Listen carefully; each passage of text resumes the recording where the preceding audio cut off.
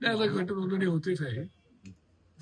गटनोंदणी झाली की आम्ही आमच्या मार्गाला लागू. सगळ्यात महत्वाचं म्हणजे की 29 महानगरपालिकेच्या आरक्षणाची सोडत आज जाहीर झालेली आहे. मुंबई, ठाणे, कल्याण, डोंबिवली याचे जे ते आरक्षण समोर आलेले आहेत, ते तुम्ही पाहिलेत का? त्याच्यावर तुमची प्रतिक्रिया काय? पहिली गोष्ट एक लक्षात घ्या, मुंबई महानगरपालिकेचं आरक्षण जे आहे ते मागच्या वेळेला ओपन मध्ये होतं आणि त्याला किशोरीताई पेडणेकर या बाबू झाल्या. यावेळेला ओपनचं आरक्षण टाकलंच नाही पाहिजे होतं.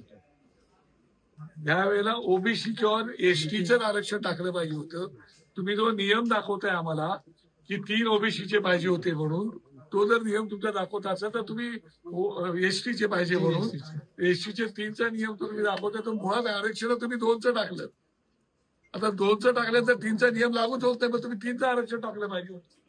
आणि मागच्या वेळेला जर ओपनचं होतं तर ह्या वेळेला चक्राकार पद्धतीने तुम्हाला ओबीसीचं आणि एसटीचं आरक्षण टाकलं पाहिजे होतं. आणि दुर्दैव ही जगलरी केलेली आहे.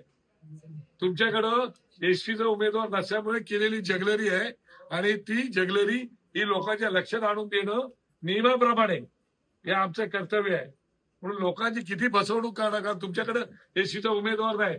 ठाकरे सेनेने घेतलेला हा अत्यंत योग्य असा तो आक्षेप आहे आणि त्याच्याबद्दल माझं त्याबद्दल त्या जे काही जगलेरी केले त्याच्यावरती ऑब्जेक्शन आहे. त्या संदर्भात बातम्या सुद्धा करण्यात आल्या होत्या की जुन्या चक्राकार पद्धतीने जर आरक्षण मानलं गेलं तर एसटीचा महापौर जो आहे तो मुंबईत बसला आणि एसटीच असं नाही, माझं म्हणे ओबीसी किंवा एसटी. इकडे ओपनचं तुम्ही आरक्षण टाकलंच नाही पाहिजे होतं, कारण मागच्या ओबीसी ओपनचं आरक्षण होतं. त्याच्यामुळे तुम्ही यावेळेला एसटी आणि ओबीसीचं आरक्षण टाकलं पाहिजे होतं. एसटी प्रवर्गातलं भारतीय जनता पार्टीकडे उमेदवारच नव्हते, ठाकरेंकडे 2 उमेदवार होते. महापौर ते काहीतरी असेल तर ठाकरेंकडे 2 होते का, तुम्ही 2च टाकले होते.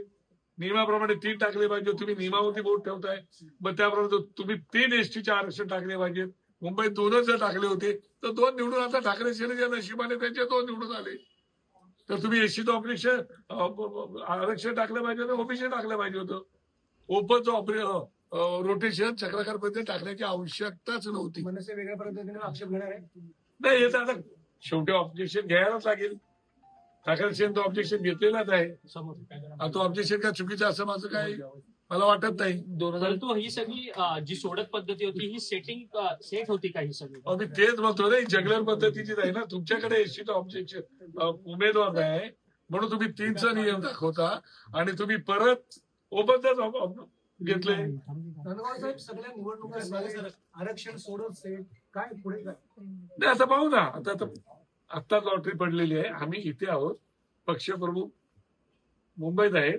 आता मुंबईत येईल का पक्षप्रमुखांशी बोलून त्याप्रमाणे पुढची काय दिशा करायची. देखील सोयीस्कररित्या आरक्षण सोडत झाले असं वाटतं का? फक्त मुंबई वगळता इतर ठिकाणी त्यांच्या सोयीनुसार झाले असं वाटतं? बघा, आरक्षण पद्धत टाकताना सगळ्यात चिठ्ठ्या टाकण्याची आवश्यकता होती, ती टाकलेली नाही. तुमच्या सोयीनुसार जर तुम्ही ते करणार असाल तर योग्य नाही. पण आता तुम्ही नियम पाळतच नाही. नियम कुठले पाळता? निवडणुका झाल्या, निकाल लागले, सगळ्या गोष्टी संपल्याच्या नंतरही आरक्षण सुरू. हा, ते त्याच्या माझं तेच म्हणणं आहे ना. त्याच्यानंतरही तुम्ही जर जगलरी करणार असेल तर माहिती नाही देवावरती कोण विश्वास ठेवू. आता ते तुम्ही समजा कुठल्या देवावर विश्वास ठेवा. हा, म्हणूनच म्हटलं देवावर कोण विश्वास ठेवेल. आता देवावरचा पण विश्वास उडायला लागलाय. तुम्ही नियमावली दाखवता, त्या नियमाप्रमाणे वागत नाही ना. मग 3चं आरक्षण टाकलं पाहिजे होतं एसटीचं, तुम्ही टाकलेलंच नाही. 2चं टाकलं, ते आमची चूक नाही. तुम्ही तुमच्या युडी डिपार्टमेंटला विचारा. सर, केडीएमसी मध्ये तुम्ही शिंदेच्या सकाळी सांगितलं घडी किती त्या विषयावर नाही, परंतु तुम्ही सूचक विश्वासार्हता कुठेतरी कमी होते. मला असं वाटतं संजय राऊत साहेब आणि राज ठाकरे साहेबांची आत्ताच मिटिंग झालेली आहे. त्या मिटिंगमध्ये काय झालं त्याची मला कल्पना नाही, कारण मी गेल्यानंतर मला कळेल. पण तशा प्रकारचं कुठेही झालेलं नाही. परंतु राजकारणात काही अंशाचं सूचक वक्तव्य तुम्ही केलं. राजू पाटील जे आहेत ना, मला असं वाटतं की विचारलं नाही का अशा प्रकारे? पहिली गोष्ट एक लक्षात घ्या, स्थानिक पातळीवरती आम्ही तशा प्रकारे प्रत्येक पक्ष स्थानिक पातळीवरती आपापल्या युत्या आघाड्या करायचा निर्णय घेतात. ज्याप्रमाणे चंद्रपूरला बीजेपी आणि काँग्रेस एकत्र आली, कोकणामध्ये उद्धव बाळासाहेब ठाकरे आणि एकनाथ शिंदे एकत्र आली, काय त्याप्रमाणे या लोकल लेवलवर होत असतात. परंतु साहेबांना मला वाटत नाही माहिती असावी याची. त्यामुळे ते साहेब त्याच्यावरती परंतु तुम्ही बोलू सकाळी एक सूचक वक्तव्य केलं की राजकारणात काही घडू शकतं. ती गोष्ट वेगळी आहे ना, ती काही घडू शकते ही गोष्ट वेगळी आहे. राजकारणात कोणाचा कायम शत्रू नसतो ना, ती गोष्ट वेगळी जरी असली तरी जगलेरी करणं शिकवलेलं नाही ना. तुम्ही जगलेरी करताय त्याचं काय, त्याच्यावरती बोला ना. राजू पाटलांना प्रेशर मध्ये आणलं जातं अशी एक चर्चा आहे अंतर्गत. आता मला कल्पना नाही ती ते राजू पाटलांना तुम्हाला विचारायला लागेल. ज्या श्रीकांत शिंदेवरती टीका करत होते, त्या तुमच्या श्रीकांत मतात हात शिंदेबरोबर घातला, हात- राजू आता सत्तेत सहभागी झाले, सत्तेसाठी काही पण का?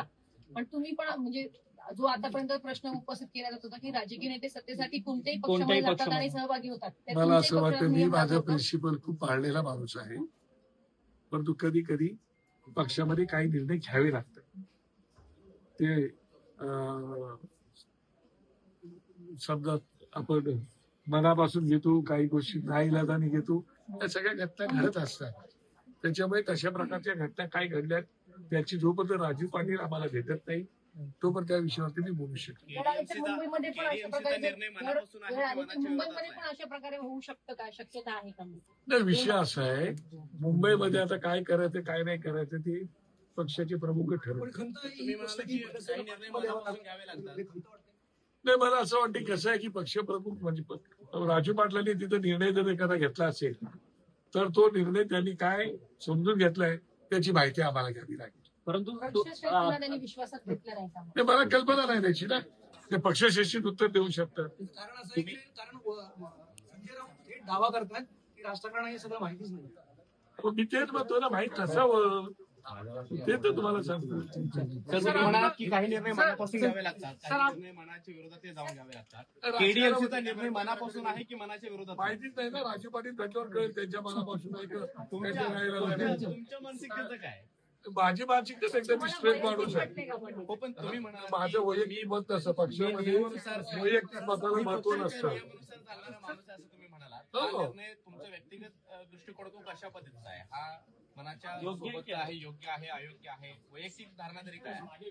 माझ्या दृष्टीने विचार केला तर माझ्या मनाला ते स्वतःला पटत नाही, पटणार नाही, पटवून घेऊ शकत नाही.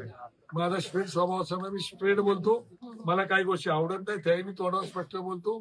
त्याच्यामुळे मी माझी भूमिका मांडली. मुंबईबाबतची भूमिका तटस्थ राहील का? मुंबईच्या माहिती नाही, ते पक्षप्रमुख ठरवतात. मी सर, सहभागी